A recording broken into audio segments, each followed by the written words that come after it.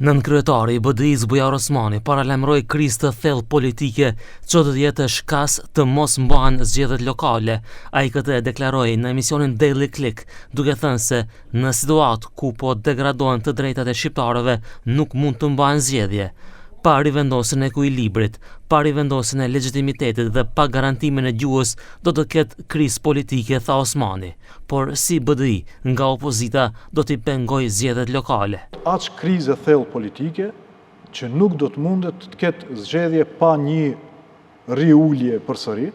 Ju vetëm mund të braktisni kuvendin deputetët e BDI-s. Nuk është këtë çështje e BDI-s. Nuk është këtë çështje e BDI-s.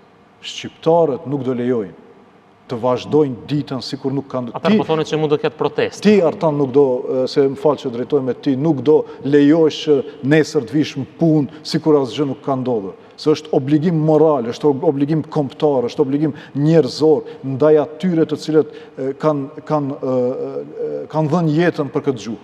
Por sipas Vlen, deklaratat e tilla të BDI-s janë për shkak se janë plotësisht të izoluar dhe siç thon Ahmeti është i dëshpëruar për vëmendje. Ata shtojnë se paralajmërimet për bojkotimin e zgjedhjeve lokale janë të papërgjithshme dhe tregojnë se kanë frikë nga disfata.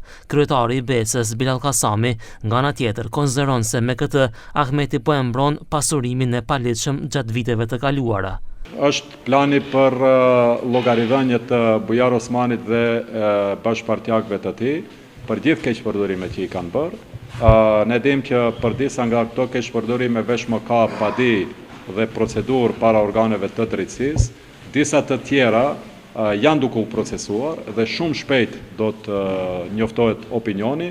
Dhe kjo është halli Bujar Osmanit dhe jo diskriminimi i shqiptarëve apo ndonjë plan fiktiv në kogat e tyre që nuk ekziston.